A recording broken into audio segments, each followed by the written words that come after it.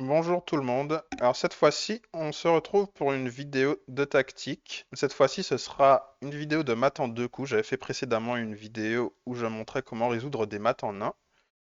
Cette fois, ce sera des maths en deux, donc il va falloir faire un peu plus d'efforts en termes de calcul et de visualisation. Donc, comme dans la vidéo précédente, ce que je vous conseille, c'est de mettre la vidéo sur pause, d'essayer de chercher la solution par vous-même. Sera beaucoup plus efficace que si vous regardez passivement. Il vaut mieux s'engager activement pour apprendre de manière efficace. Donc la première chose à faire, c'est de regarder les échecs possibles. Et à chaque fois, il faudra faire l'effort de calculer deux coups à l'avance. Et si vous vous arrêtez au premier coup, juste parce qu'il a l'impression juste parce qu'il vous donne l'impression que ce n'est pas la bonne réponse, vous risquez de rater le deuxième coup qui va vraiment permettre de mater. Alors qu'est-ce qu'on a comme échec ici? On a cavalier G8, cavalier G4 et tour prend H7. Alors, la technique de fainéant que je propose, c'est de regarder en premier les échecs qui ne donnent pas de matériel. Donc si je mets mon cavalier en G4 ou en G8, je vais me le faire manger. Donc je vais plutôt commencer par le coup tour prend H7, où là je me fais pas manger ma tour, puisque la tour est protégée par le cavalier. Donc après tour prend H7, échec. Les noirs, ils sont obligés de bouger leur roi. Il peut pas aller là, il peut pas manger la tour, il peut pas aller là. Donc il sera obligé de venir en G5. Et une fois que le roi est en G5, il faut essayer de trouver un échec qui puisse le mater. Une fois que le roi est en G5, alors celle-là, ça va demander un petit effort de visualisation, mais il faut se dire que la tour est en H7, le roi est en G5. Et le roi, il ne pourra pas aller ici à cause de la tour qui est en F1. Il ne pourra pas aller sur ces trois cases-là. Il ne pourra pas aller là à cause du cavalier. Et comme il y a une tour en H7, il ne pourra pas aller en H6 ni en H4. Et donc, ça voudra dire qu'il aura déjà plus de cases. Et donc, si je joue le coup H4, qui sera défendu par la tour en H7, et bien ce sera échec et mat. Et voilà, c'est mat. Le roi ne peut pas aller là. Il peut pas manger le pion, il peut pas retourner en H6 et il peut pas venir ici et le pion ne peut pas être mangé par une autre pièce donc c'est mat. Donc là pareil, je vous laisse mettre la vidéo sur pause et chercher par vos propres moyens. Donc on continue d'appliquer la méthode. Qu'est-ce qu'on a comme échec ici? Dame prend H2, dame G2, dame F1, tour G1 et dame F3 aussi. Ah, là on dirait que tous les échecs donnent du matériel. Donc la petite astuce que j'ai donnée précédemment ne fonctionne pas. Donc ce qu'on voit ici c'est qu'on a un pion passé. Un pion qui a une case de devenir une dame. Donc si je mets ma dame en F1, elle sera protégée par le pion. Si je fais dame F1 échec, le roi il aura plus de cases. Il ne pourra pas venir ni en F1, ni en G1, ni en G2.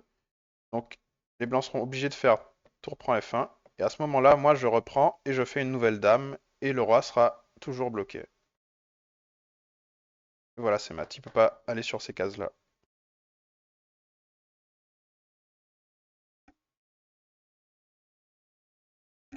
Mettez sur pause. Donc qu'est-ce qu'on a comme échec ici? On en a qu'un seul, c'est tour E8. Après tour E8, le roi ne peut pas aller là, donc il est obligé d'aller en F7. Et une fois qu'il est en F7,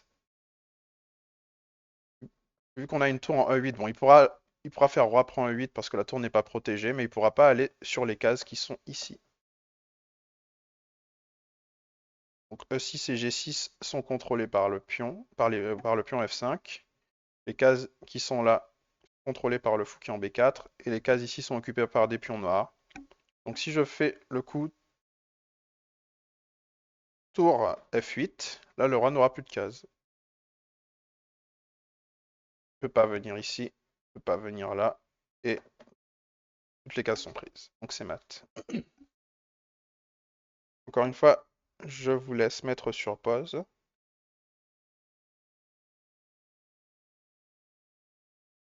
Alors, qu'est-ce qu'on a comme échec à notre disposition? Tour D8. Dame prend G7. Dame prend B7, pardon. Et je crois que c'est tout. Bon, dame prend B7, ça donne la dame. Donc on va le mettre de côté et plutôt regarder tour D8 qui ne donne pas de matériel. Donc tour D8 échec.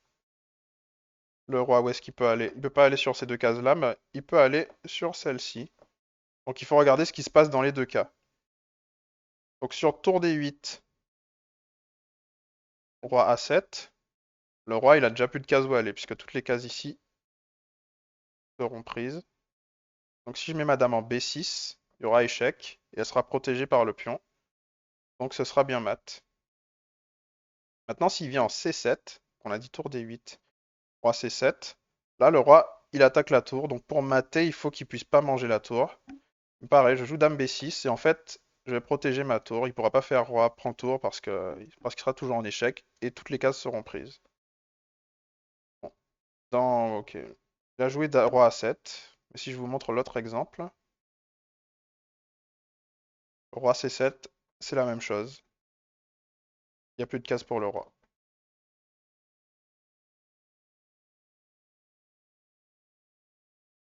Alors celui-là, il est quand même assez classique, même très important à connaître. Donc, je vous laisse mettre sur pause. Ici, on a 4 échecs à notre disposition. Et ils ont tous l'air de donner la dame. Enfin, c'est même pas qu'ils ont tous l'air de donner la dame, ils donnent tous la dame. Et il y en a un seul qui fonctionne. En fait, il faut utiliser le fait que la dame et la tour soient sur la même rangée. Pas la même rangée, la même colonne. Et donc si je fais dame F1, le roi n'a plus de cases. Donc les blancs seront obligés de jouer tour prend F1. Et après tour prend F1, ce sera échec et mat. Et c'est ce qu'on appelle le mat du couloir. Et c'est l'un des maths les plus importants à connaître aux échecs. C'est vraiment importantissime.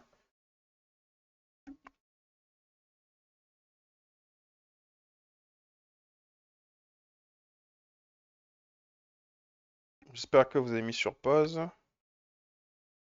Alors, qu'est-ce qu'on a comme échec ici? Dame G7, dame H7, dame G8, dame G6, dame G5 et cavalier prend F6.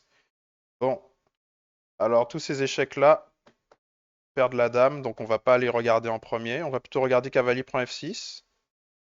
En plus, le roi, il a aucune case où aller parce que toutes les cases sont déjà prises par la dame blanche. Donc si je fais cavalier prend F6, le roi il peut pas bouger. Les noirs seront obligés de faire fou prend F6. Et en fait, maintenant la diagonale sera libre pour mon fou. Et je pourrais mettre ma dame en H7. Fou prend F6, et maintenant si je mets ma dame en H7, elle est protégée par le fou, et le roi n'a plus de case où aller. Donc c'est mat.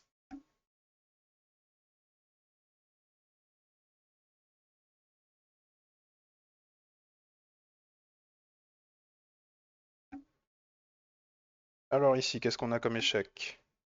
Dame F6, dame prend F7, dame G5, dame G4, dame H6, et tour prend H7.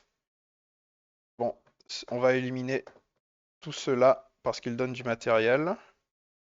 Ah non, pardon, dame prend H6 ne donne pas du matériel. Et si je fais dame G4, le roi, il va se cacher en H8.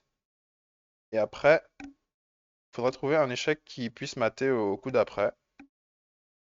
Et je n'en vois pas.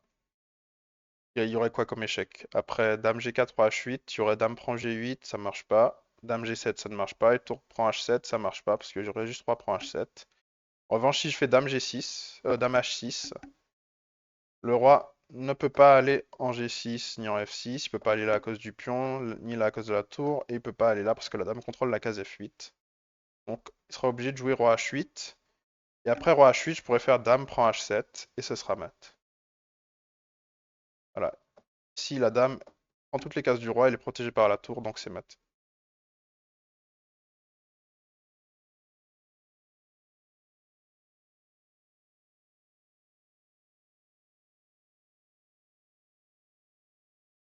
Alors ici, on a deux échecs à notre disposition, non pardon, même trois échecs.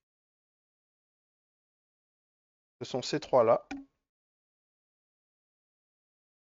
Donc moi, ce que j'ai envie de faire ici, c'est de prendre de cette manière-là. Comme ça, je vais ouvrir la colonne pour que madame puisse attaquer le roi noir. Donc si je fais G prend F6 échec, le roi ne pourra plus aller là. Donc il devra aller soit en H7, soit en H8. Et une fois que je mettrai ma dame en G7, ce sera échec et mat. Le roi n'a plus de cases et la dame est défendue. Donc c'est mat. Donc voilà, ce qu'il faut vraiment retenir de cette vidéo, c'est vraiment la méthode à appliquer.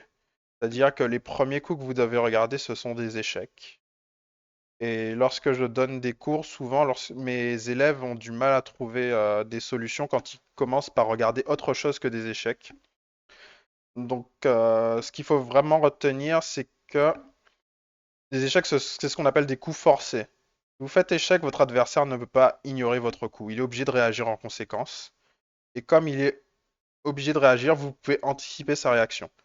Quand vous faites le coup G prend F6 par exemple, vous savez que le roi ne peut aller que sur ces deux cases-là.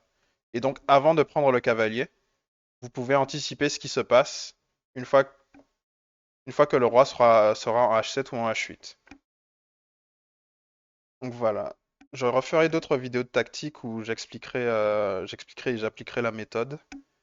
J'espère que ça vous sera utile. Une dernière chose que j'aimerais dire, c'est que les exercices tactiques, c'est vraiment ce qui fait progresser le plus. Donc, si vous souhaitez progresser, je vous conseille d'en faire un grand nombre.